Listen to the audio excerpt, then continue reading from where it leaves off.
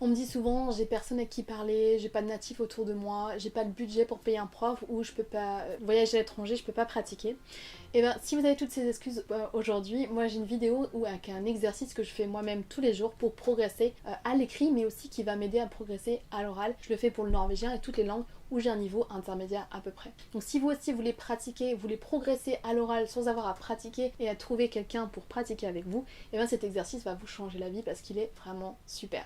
Mais avant tout, si c'est votre première fois sur cette chaîne, bienvenue, je m'appelle Léa Perselotti, je suis prof et coach d'anglais et sur ma chaîne j'enseigne aux francophones à devenir autonomes dans leur apprentissage et à progresser en anglais pour parler couramment avec confiance et aisance. Allez regarder dans la description parce que j'ai pour vous pas mal de petits cadeaux à télécharger gratuitement, notamment un e-book sur les 60 erreurs à ne surtout pas faire en anglais si vous voulez parler couramment. Alors cet exercice que je vous propose de faire, où vous allez pouvoir pratiquer tous les jours sans avoir à avoir un prof ou un partenaire de langue, qu'est-ce que c'est? C'est un exercice que j'ai appelé The Morning Page ou The One Page. C'est un exercice que je fais faire à tous mes élèves et qui est vraiment super pour progresser à l'oral, même si vous allez écrire, vous allez comprendre pourquoi. C'est un exercice que je fais moi-même tous les jours, donc pour pratiquer le norvégien, et qui va vous permettre de traduire votre pensée du français à l'anglais si c'est la langue que vous apprenez, même sans avoir à parler à l'oral. Le fait de démarrer à le faire à l'écrit, ça va vous donner un plus de sécurité parce que vous allez avoir le temps de traduire vos phrases tranquillement. Alors que quand vous êtes à l'oral, vous allez peut-être plus facilement bloquer, ne pas savoir quoi dire, chercher vos mots. Et il y a aussi de choses par rapport à la prononciation. Quand on parle à l'oral, il y a non seulement à trouver le vocabulaire, conjuguer les temps, etc. Savoir comment on prononce, on a parfois peur, on est gêné, etc. Le fait de démarrer à faire ça à l'écrit, ça va vraiment vous aider à faire ça graduellement et à travailler malgré tout l'exercice indispensable à travailler qui est de traduire du français à l'anglais. Vous avez votre pensée en français, votre langue maternelle dans votre tête et vous voulez véhiculer l'idée que vous avez dans votre tête dans une langue que vous ne maîtrisez pas à 100%, cet exercice-là, il est fondamental à faire. Si vous vous entraînez à le faire à l'écrit, potentiellement vous allez vous habituer à transformer votre pensée, à simplifier votre pensée du français à l'anglais et vous allez être plus à l'aise de le faire ensuite à l'oral. Souvenez-vous que dans notre langue maternelle, nous maîtrisons entre 20 000 à 35 000 mots. Ça, c'est pour votre langue maternelle. En anglais, si vous avez un niveau intermédiaire, vous connaissez entre 2 000 à 5 000 mots. Si vous avez un niveau avancé, entre 5 et 9 000 mots.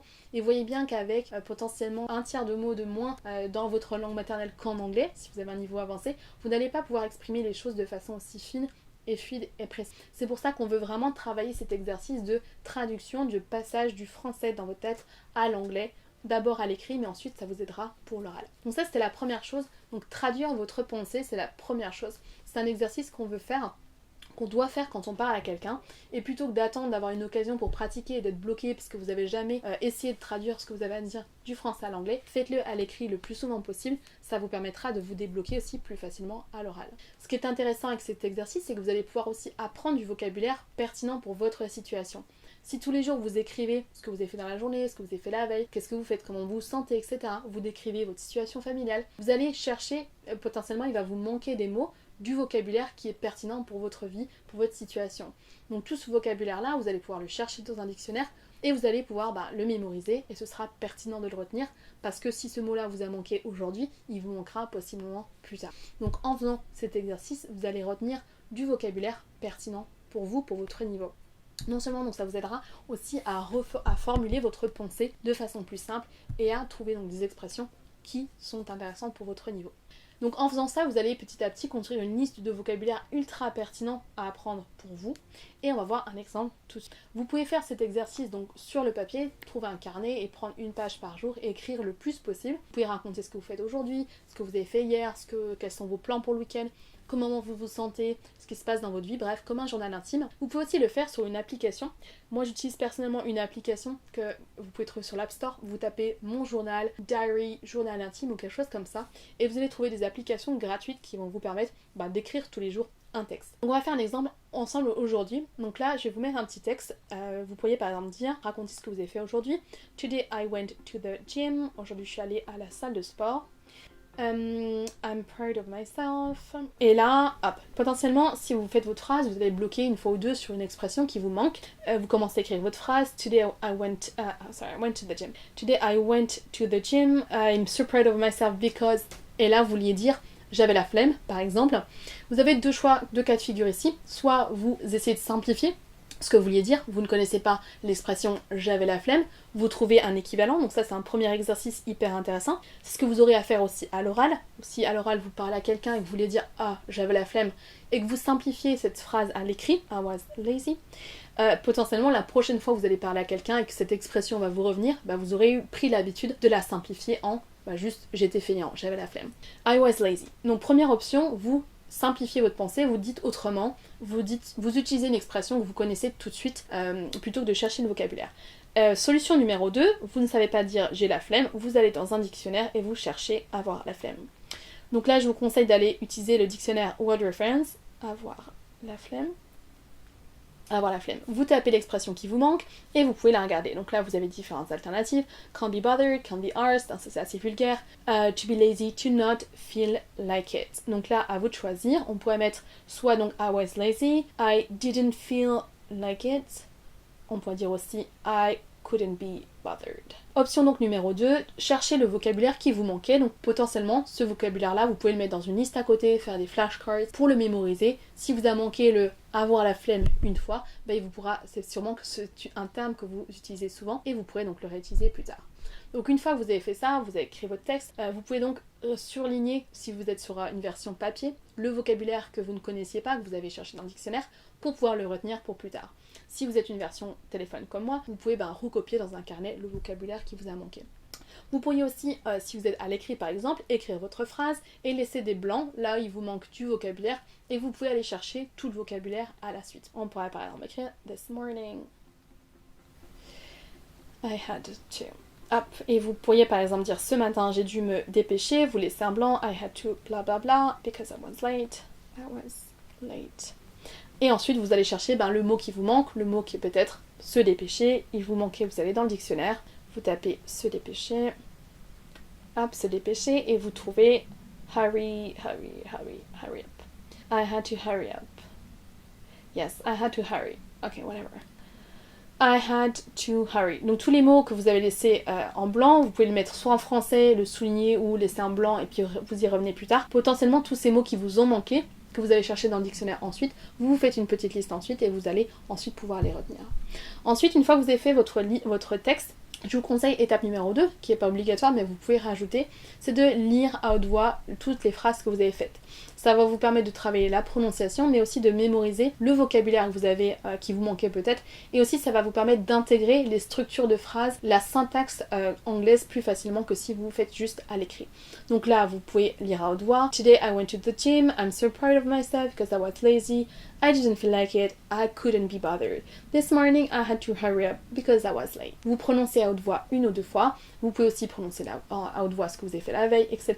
pour pratiquer aussi et vous habituer non seulement à parler anglais à haute voix, mais aussi à entendre votre propre voix. Ça vous aide à travailler la prononciation. Donc ça vous fait une petite étape supplémentaire pour ensuite pratiquer à l'oral. Si jamais votre niveau n'est pas suffisant pour créer vos propres phrases en anglais, que vous bloquez sur chaque point de grammaire, que vous n'êtes pas sûr des temps qu'il faut mettre, vous ne savez pas dans quel ordre vous devez marquer vos mots, bref, vous avez du mal à créer vos phrases et c'est pas juste des mots de vocabulaire qui vous manquent. Si vous avez un niveau A1, A2, c'est certainement votre cas.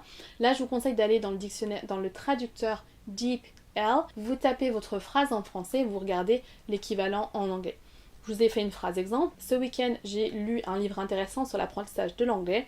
Pour l'instant, je n'ose pas parler parce que j'ai peur de faire des fautes. Mon objectif est de parler anglais couramment cet été. Vous mettez ça dans le traducteur, vous regardez l'équivalent en anglais. This weekend, I read an interesting book about learning English. At the moment, I don't dare to speak because I'm afraid of making mistakes. My goal is to speak English fluently this summer. Là, vous pouvez copier-coller ce texte et le mettre dans votre note téléphone et vous pouvez ensuite le garder en mémoire pour relire les jours suivants. Mais potentiellement, vous avez des phrases justes et vous avez le traducteur qui vous a simplifié, qui vous a traduit vos phrases que vous n'arrivez pas à traduire vous-même. Donc là, ce qui est intéressant, c'est que vous allez pouvoir apprendre du nouveau vocabulaire, comme par exemple peut-être interesting que vous ne connaissez pas, qui veut dire intéressant, le verbe to dare qui veut dire oser. On a aussi to be afraid of making mistakes, avoir peur de faire quelque chose. Là on voit que c'est afraid of plus ing derrière. Donc vous allez pouvoir apprendre plein de petites choses, plein de vocabulaire comme goal qui veut dire objectif, fluently qui veut dire couramment. Donc en tapant vos phrases en français et en les traduisant en anglais, vous allez pouvoir plus facilement appréhender la syntaxe, la grammaire anglaise et vous habituer à comprendre la différence entre le français et l'anglais en termes de structure de phrase. Vous allez pouvoir apprendre du vocabulaire aussi thématique qui vous parle pour vous. Si vous faites ça, attention à bien faire des phrases simples et courtes en français, même si vous pourriez faire des phrases plus complexes parce que c'est votre langue maternelle. En faisant des phrases simples et courtes, vous vous assurez de pouvoir avoir des phrases en anglais qui sont à votre portée par rapport à votre niveau actuel. Donc vous allez pouvoir vous familiariser avec la grammaire aussi. Là vous voyez que entre la version française où on avait des passés composés, j'ai lu, j'ai peur, etc., vous allez voir qu'en face on a du prétérit en anglais. Si à l'inverse vous avez un niveau intermédiaire, là je vous conseille d'écrire votre texte complet, de laisser des blancs ou de mettre en français les mots qui vous manquent. Potentiellement ça va vous permettre d'apprendre du nouveau vocabulaire. Donc là je vous mets un exemple à l'écran. I had a great weekend, we went skiing with my husband and my kids. We had so much fun, but now we have to work too. Et là vous pourriez mettre par exemple rattraper notre retard si vous manquez ce mot-là. Vous continuez votre phrase. I déposer the kids at school and now I'm at home ready to start working. Today I work à distance. I love to work from home because I can take a break dès que je veux. Là vous pouvez aller ensuite chercher tout le vocabulaire qui vous manquait, rattraper, déposer à distance dès que je veux. Et vous pouvez donc garder ce vocabulaire, le mettre dans un système de flashcards, vous pouvez le mettre sur une liste, etc. Parce que vous savez que ce vocabulaire sera pertinent à retenir. On a donc rattraper qui se dit to catch up, déposer to drop off, à distance, remotely. Et là pour l'expression dès que je veux, vous pouvez potentiellement taper, quand c'est plus qu'un mot, vous pouvez taper la petite expression dans le dictionnaire, dans le traducteur DeepL également. J'ai 2 astuces pour vous pour savoir si vos phrases sont justes. La toute première c'est de taper votre texte aussi en français, même si vous avez la capacité de l'écrire directement en anglais. Tapez votre texte, écrivez votre texte ou tapez-le sur votre téléphone en anglais. Regardez la version française, écrivez la version française dans le dictionnaire, dans le traducteur DeepL et regardez ensuite comparer votre production à vous en anglais avec ce que vous a proposé le traducteur DeepL. Vous pouvez comparer ensuite, regarder si les phrases sont structurées de la même façon, si le vocabulaire est le même. Ça vous permettra de corriger des éventuelles erreurs de communication, des erreurs de grammaire. Vous pouvez aussi taper votre texte en anglais directement dans l'intelligence artificielle. Vous pouvez utiliser ChatGPT en lui disant correct my text, vous tapez votre texte en anglais et là il va vous trouver toutes les erreurs. Vous pourrez ensuite donc comparer la réponse de ChatGPT et votre réponse à vous pour voir si vous aviez des fautes ou non. Si par exemple vous aviez écrit la phrase Yesterday I haven't made my exercise because it was too tired, I came back to home very late. Si vous tapez la phrase en français dans DeepL, hier je n'ai pas fait mon exercice parce que j'étais fatiguée, je suis rentrée tard à la maison. DeepL va vous proposer une phrase corrigée avec les 2 heures en moins comme c'était le cas dans la phrase précédente. Yesterday, I didn't do my exercise because I was tired, I came home late. Ça fera la même chose si vous mettez ça dans l'intelligence artificielle. Vous mettez votre phrase en anglais et vous lui demandez de corriger vos fautes. Là ici, il y avait 2 erreurs. Lorsqu'on dit je n'ai pas fait mes exercices, ce sera pas make, ce sera to do exercise et ce sera pas avec le present perfect, mais ce sera avec le prétérit. I didn't do plutôt que I haven't made. Une autre faute c'est to go back to home. Lorsqu'on rentre chez soi, on dira simplement to go back home. On n'a pas la préposition to à cet endroit-là. Notez que si vous testez cet exercice, vous allez peut-être au début avoir du mal à faire une page complète. Tous mes étudiants m'ont raconté la même chose, qu'au début c'est difficile, vous allez faire 2-3 phrases seulement, mais tenez-y vous parce que vous allez pouvoir augmenter à mesure que vous le faites. Vous allez vraiment voir une différence si vous démarrez avec 2-3 phrases et que vous allez péniblement les faire et devoir utiliser tout le temps un traducteur. Vous allez voir qu'à mesure que vous faites cet exercice, au bout de quelques semaines voire quelques mois, vous allez gagner en aisance, vous allez écrire des textes de plus en plus longs, écrire des choses de plus en plus complexes et potentiellement ainsi progresser. Donc je vous dis là, vous travaillez sur plusieurs compétences. 1, l'acquisition de vocabulaire, mais aussi la compétence qu'on travaille quand on parle anglais tout simplement. J'ai quelque chose à dire en français et je dois l'expliquer en anglais. Donc cet exercice est parfait pour vous si vous voulez aussi progresser dans votre compétence orale, que vous n'avez ni le temps, ni les ressources, ni l'énergie de trouver quelqu'un avec qui pratiquer. Faites cet exercice à l'écrit parce que ça va vous reprocher petit à petit de parler anglais couramment à l'oral aussi. Dites-moi dans les commentaires si cet exercice vous le faites déjà, si vous voulez le tester et pensez aussi à vous abonner à ma chaîne YouTube, à activer les notifications pour recevoir des notifications pour mes prochaines vidéos. J'espère que cette vidéo vous a plu, si c'est le cas, donnez-moi un pouce, ça me fait plaisir. Bonne journée, bye.